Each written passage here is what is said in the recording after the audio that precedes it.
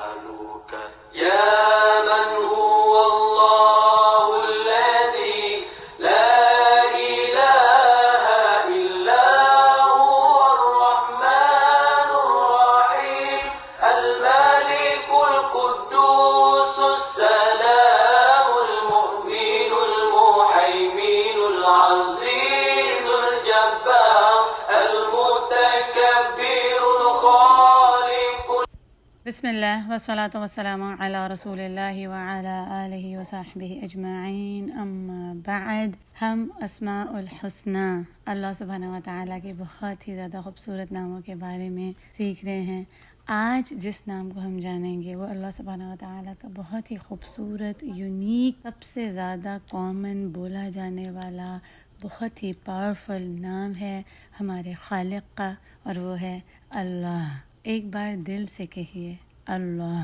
چند لمحوں کے لیے سب کچھ بھلا کر اپنی آنکھیں بند کر کے ایک لمبا سا سانس لیں اور پھر دوبارہ کہیں اللہ. کیا محسوس کیا آپ نے؟ کمفرٹ اور وارمتھ، سکون محسوس کیا.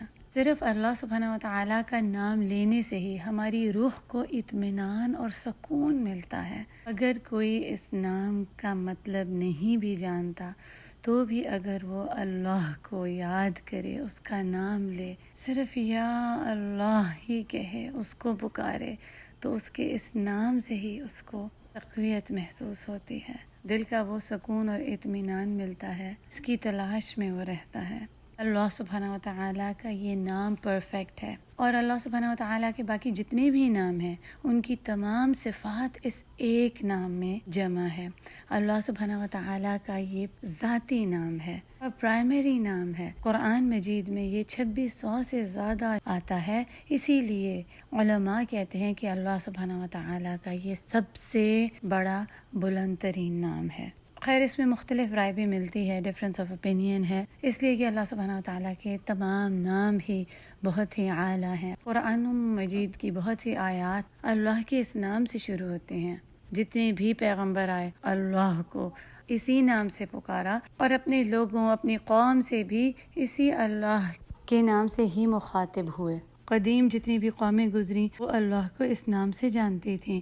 قریش بھی اللہ سبحانہ و تعالیٰ کو جانتے تھے اس کے اس نام سے، اور وہ کہتے تھے کہ اللہ ہی ہے تمام خداؤں کا خدا. جو دوسری آسمانی کتابیں بدل دی گئیں، ان میں جو تبدیلی کی، اس کے بعد بھی ابھی ہم دیکھتے ہیں کہ ان میں الوہ کے نام سے اللہ کو مخاطب کیا. اور وہ کیا ہے؟ الہ، یعنی وہ جو عبادت کے لائق ہے. الہ سے پہلے اگر ال لگا دیں تو لفظ بن جاتا ہے اللہ. اچھا، ایک اور بات یہاں پہ بتانا ضروری ہے کہ جب بھی ہم اللہ سبحانہ و تعالیٰ کا لفظ قرآن مجید میں پڑھتے ہیں یا کہیں دیکھتے ہیں تو ہم کہیں گے کہ یہ کیا ہے؟ لفظ الجلالہ، اللہ کا نام ہے، اس کا لفظ ہے. ہم یہ نہیں کہیں گے کہ اللہ سبحانہ و تعالیٰ ہے، وہ اللہ کا نام ہے، اور وہ نام ہی اتنا عزت والا، جلال والا، مرتبہ والا ہے. تو اس رب کی شان کتنی عظیم ہے. اسی لیے ہم اللہ سبحانہ و تعالیٰ کے نام کو رسپیکٹ اور ادب کے ساتھ بولتے ہیں. اللہ سبحانہ و تعالیٰ بولتے ہیں، اللہ جل جلالہ بولتے ہیں. تو یاد رکھیے کہ جب اللہ کا لفظ دیکھیں گے تو لفظ الجلالہ کہیں گے، کیونکہ اکثر اسٹوڈنٹس جب قرآن کی تلاوت کر رہے ہوتے ہیں، اس کی اسٹڈی کر رہے ہوتے ہیں، تو کہتے ہیں یہ اللہ ہے،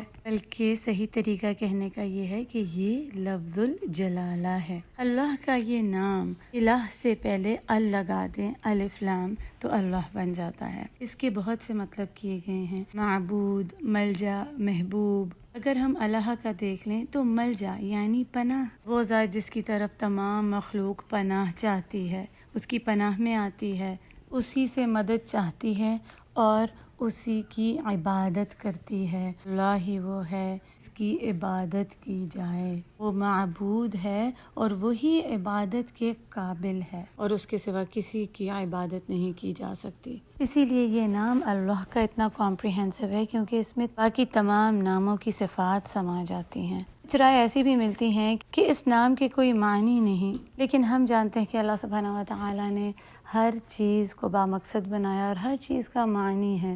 یہ اور بات ہے کہ ہمارا علم بہت محدود ہے اور ہم اس کے صحیح معنی کو نہیں جان سکتے. اس کا علم صرف اللہ سبحانہ و تعالیٰ ہی کے پاس ہے. جو ذات عبادت کے لائق ہے اس میں تمام صفات اس کے ناموں کی پائی جاتی ہیں۔ اللہ سبحانہ و تعالیٰ کا یہ نام اللہ اسم اللہ الاعظم بھی ہو سکتا ہے، جیسے کہ صحیح حدیث میں آتا ہے جو ابو داؤد، سنن ابن ماجہ، ترمذی، النسائی میں ہے کہ انس بن مالک فرماتے ہیں کہ وہ رسول اللہ صلی اللہ علیہ وسلم کے ساتھ بیٹھے ہوئے تھے۔ ایک شخص نماز پڑھ رہا تھا اور اس کے بعد اس نے دعا کی۔